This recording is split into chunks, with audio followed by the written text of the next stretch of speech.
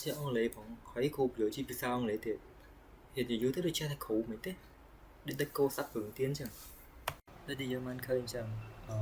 sao phải chớn đây bây giờ bạn đụng nó cứ chạy về sau này hay vì 15 từ 15 cái mi cầm nã cả hay dương các bạn cho sản số này sạch đây một cái chân bọt phong đá tại thôn đường bành hai nè hay dương các bạn xong bành haiเป็นbuồn tại thôn đường cái khoa khát ở tại vì cái làm bẫy hiến thì biến khoa khát cũ rư cái xà lá thì bẫy cứ ca hiến thì tẹt từ ở xà lá cứ mi chừng ngày ngay thì bốn cứ tròn màu kìa rồi vì mong rót được màu của hay với các bạn là lại rập đầm chừng nửa bay cứ tí muối cứ ăn là lại đã thâu nâng ca xà lá thì nó miên còn lập hiệp cứ gọi miên còn hiệp bị nhiều thì bây xà lá miên nằm lại thấy thì bây nó cứ riêng mình không xà lá ở tay đó khéo cứ ăn ở vọt cả thì được chỉ ca khoác khát cả ăn ở vọt nơi khéo chỉ đào dương riêng chào số số có một căn trong riêng cháu đi chụp platform mũi đài vậy với đài như số đó sắc đài trong riêng phía sau người lấy hay bật lươn ca hiện quạt và lươn chính muốn nghi chính nguồn hay nên chia thay cái customer của bây giờ đã chia sẻ để một cái chuyện đặc biệt họ đưa cái sấy hay từng phí họ hay một con ngày chặt địa 7 năm thường hay một mũi nàoឬក៏អ្នកដែលឡើងមកពីនៅសាកលវិទ្យាល័យដែលមានការខ្សែភាសាអង់គ្លេសជាដើមនេះគឺជា prototype ចង់រៀន platform របស់ពួកយើងយើងចូលមកដំបូងគឺមាន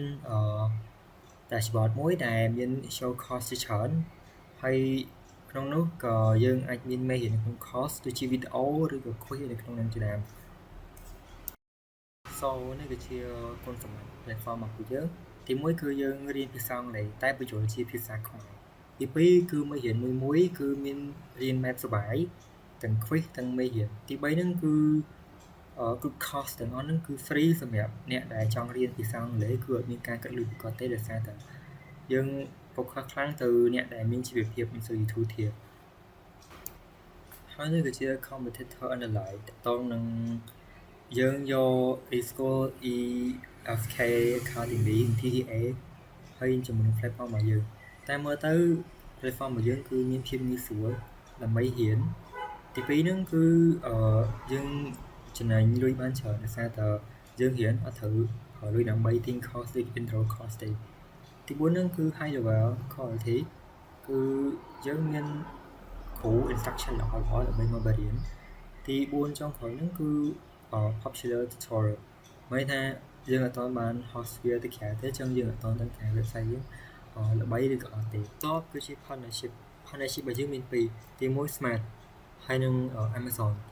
Smart ហ្នឹងគឺប្រើប្រាស់ដើម្បី access ដែលយើងប្រើ internet ពី Smart ហ្នឹងដើម្បី access ទៅ platform របស់ពួកយើងហើយទី2ហ្នឹងគឺ Amazon យើងប្រើប្រាស់វាហ្នឹងដើម្បី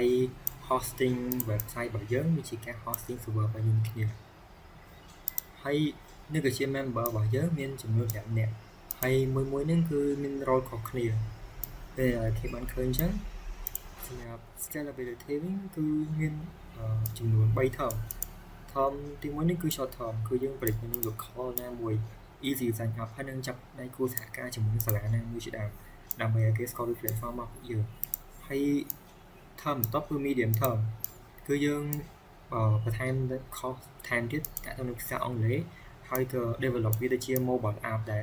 ធ្វើឲ្យមានភាពងាយស្រួលជាងមុនជាជាងការប្រើប្រាស់ website ដើម្បី access ទៅលើ platform របស់ពួកយើងហើយចុងក្រោយគឺ long term វាជាការពង្រីកវាធំជាងមុនពង្រីក cost platform ហ្នឹងហើយតាក់ទងនឹងការបង្កើតe-learning ហ្នឹងឲ្យមានភាពតាក់ទាញជាមួយនឹងគ្នាហើយចុងក្រោយហ្នឹងគឺចាក់ដៃគូសហការជាមួយនឹងវិទ្យាស្ថានធំផ្សេងជាដើមនេះគឺជា reference របស់ពួកយើងដែលយើងបាន research វាដើម្បីបង្កើតទៅជា platform មួយយើង research for solution ណាដែលល្អបំផុតហើយយើងមានតែប៉ុណ្្នឹងឯងអរគុណអ្នកគ្រូហើយអ្នកទាំងអស់គ្នា